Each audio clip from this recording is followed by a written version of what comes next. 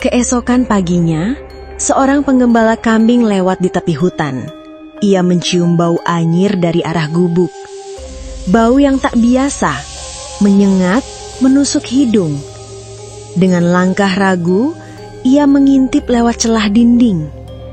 Dan di sanalah ia melihat mayat Dara dan bayinya, terbaring bersimbah darah, kaku dan membiru.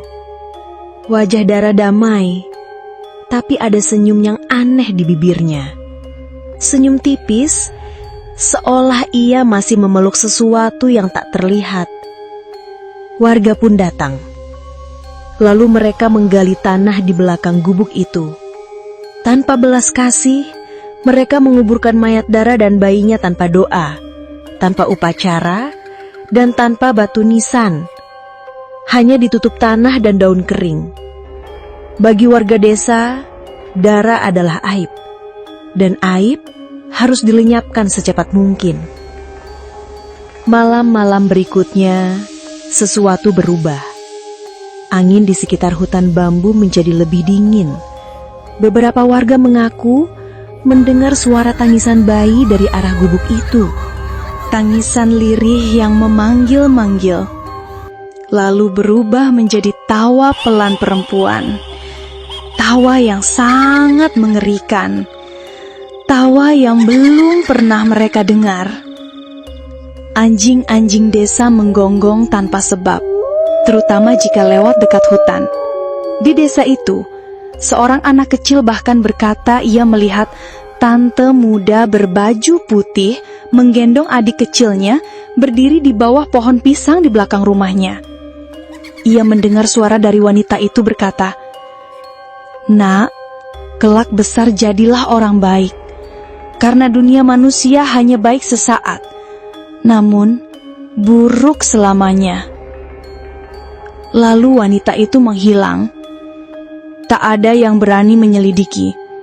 Gubuk itu dibiarkan kosong, ditinggalkan.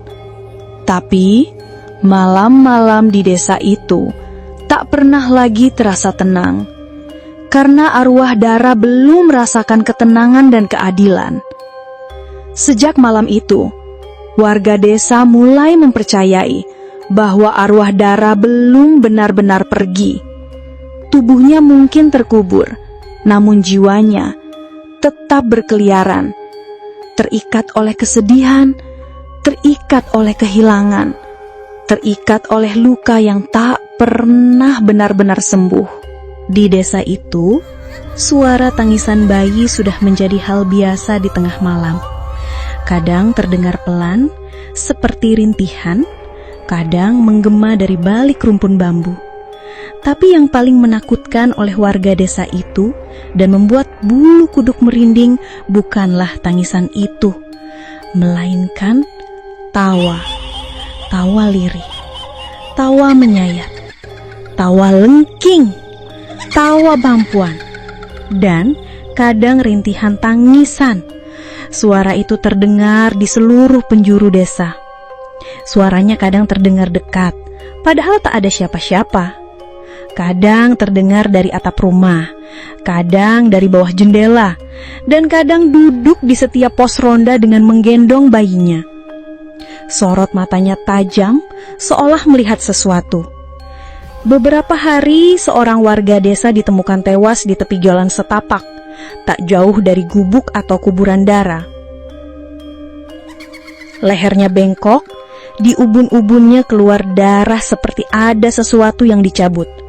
Matanya terbuka lebar, dan yang paling mengerikan, di bajunya ada bekas cakar panjang seperti dicakar oleh kuku tajam. Desa itu pun menjadi geger dengan adanya arwah Dara yang bergentayangan setiap malam. Lalu dukun dipanggil.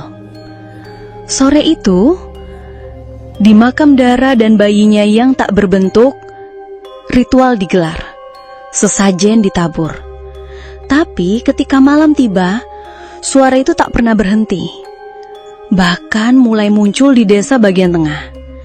Setiap matahari terbenam, anjing-anjing mulai menggonggong liar ke arah pepohonan. Anak-anak mulai sakit mendadak. Bayi menangis tanpa sebab dan bahkan menangis saat sedang digendong. Seorang bidan desa yang bertugas di desa itu, ia melihat sosok wanita bergaun putih penuh darah berdiri di pojok rumahnya, tepat di bawah pohon jambu air. Rambutnya panjang menjuntai hingga ke tanah. Wajahnya tak terlihat. Ia memeluk sesuatu seperti bayi yang ditutupi kain kafan.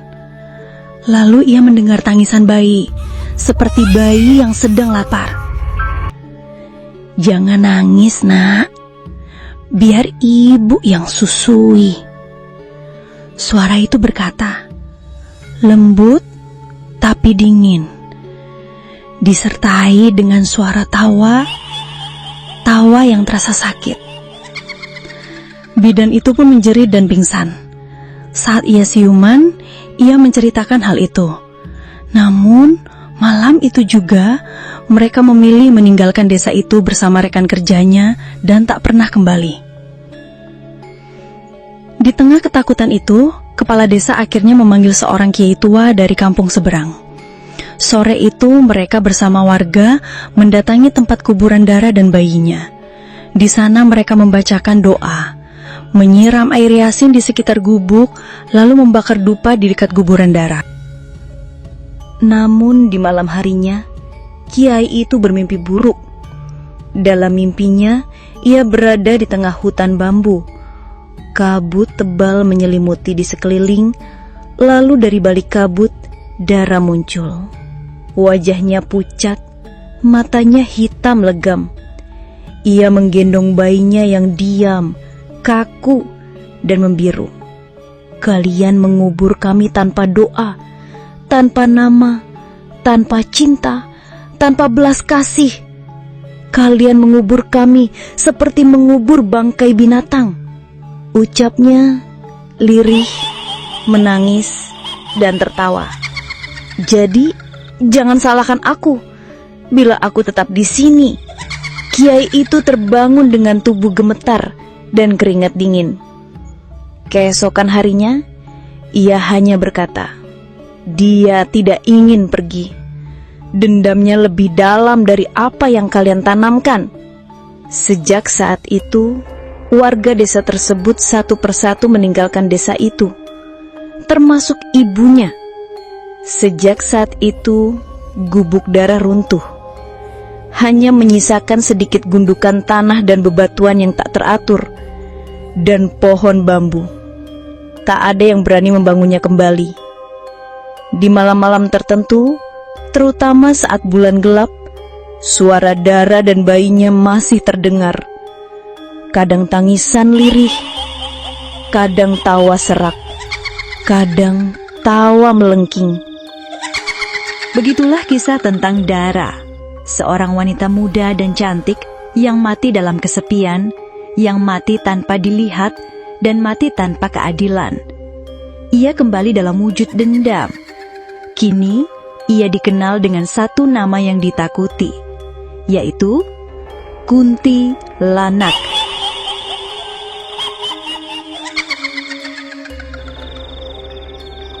Kunti yang berarti arwah sang ibu sedang menggendong, dan Lanak bermakna anak atau bayi karena mati bersama dan dikubur bersama tanpa ritual ataupun doa. Istilahnya, dikubur dengan cara tidak layak, tanpa kasih sayang, dan tanpa peri kemanusiaan. Maka arwahnya bergentayangan sepanjang umur dunia.